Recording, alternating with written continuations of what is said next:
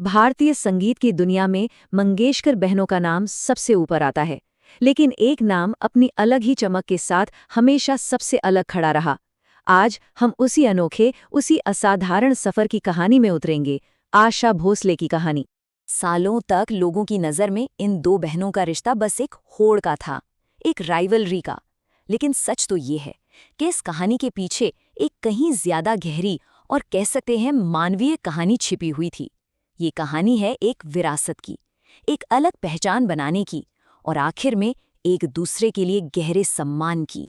कहानी के बिल्कुल शुरुआत में ही इंडस्ट्री और जनता ने दोनों बहनों को दो अलग अलग खानों में डाल दिया था।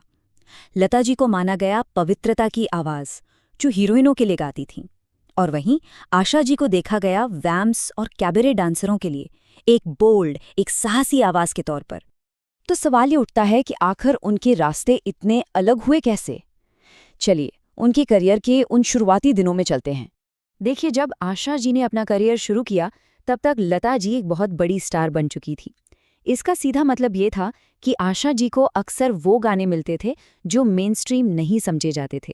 मतलब वो गाने जो फिल्म की हीरोइन पर नहीं बल्कि साइड कैरेक्टर्स पर फिल्माए जाते थे। पर यही वो बात है जो आशा जी को सबसे अलग बनाती है।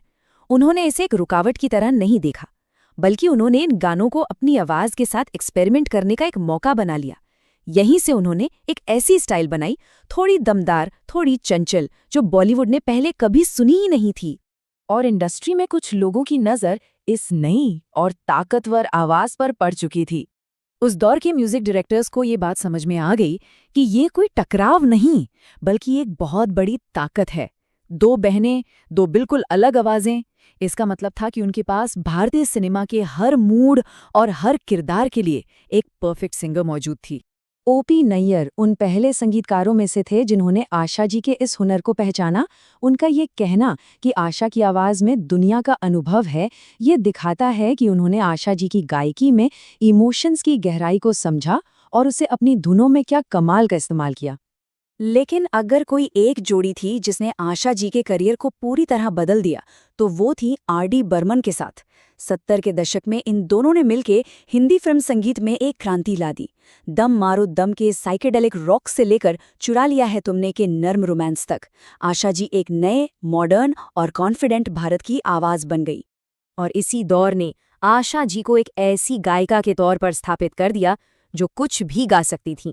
वो सच में हर अंदाज में ढल सकती थीं। तो यहाँ एक बड़ा सवाल उठता है, क्या उनका टैलेंट सिर्फ तेज तर्रार और वेस्टर्न धुनों तक ही सीमित था? जी नहीं, बिल्कुल नहीं। 1981 में उन्होंने कुछ ऐसा किया जिसकी किसी को भी उम्मीद नहीं थी। फिल्म उमराव जान के लिए उन्होंने क्लासिकल गज़लें गाईं। और जैसा कि संगीतकार ख़याम ने कहा, उन्होंने उन गज़लों को सिर्फ गाया नहीं, उन्होंने हर सुर में उमराव जान के दर्द और उसकी तकलीफ को जिया। ये सिर्फ गायकी नहीं थी, ये एक्टिंग थी। और इसी कमाल के परफॉर्मेंस के लिए उन्हें अपना पहला नेशनल अवार्ड मिला।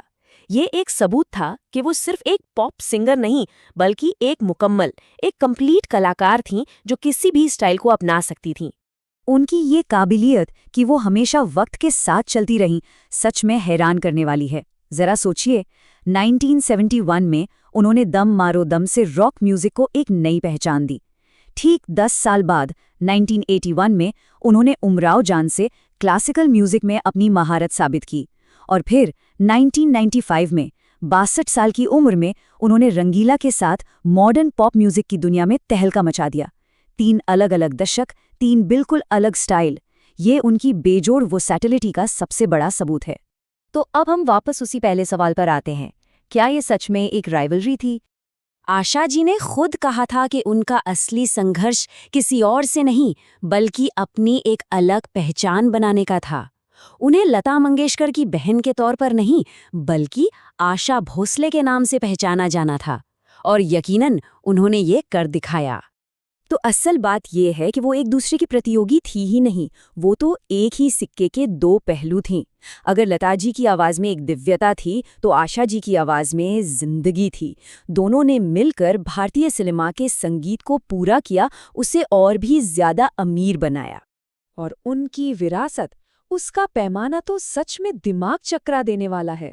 उन्हें भारत के सबसे बड़े सम्मानों से नवाजा गया, दादा साहेब फाल्के अवार्ड, पद्म विभूषण। इतना ही नहीं, उन्हें 2 बार ग्रैमी के लिए भी नॉमिनेट किया गया, जो बताता है कि उनकी कला की पहुंच पूरी दुनिया में थी। लेकिन जो एक आंकड़ा सबको चौंका देता है वो ये है, उन्होंने अपने करियर में 12,000 से भी ज्यादा गाने रिकॉर्ड किए हैं। ये नंबर, ये तो सच में अविश्वसनीय है। और फिर 2011 में इस पर एक आधिकारिक मुहर लग गई। Guinness book of world records ने उन्हें संगीत के इतिहास में सबसे ज्यादा रिकॉर्डेड आर्टिस्ट घोषित किया। ये एक ऐसी उपलब्धि है जिसे शायद ही कोई कभी छू पाए। तो आखिर में आशा भोसले की कहानी सिर्फ संगीत की कहानी नहीं है, ये अपनी पहचान बनाने की कहानी है। ये कहानी दिखाती है कि कैसे किसी की परछाई में रहकर भी अपनी एक अलग रोशनी बिखेरी जा सकती है। और सबसे बड़ी बात, ये हमें याद दिलाती है कि महानता किसी बने बनाए रास्ते पर चलने में नहीं, बल्कि अपना रास्ता खुद बनाने में है।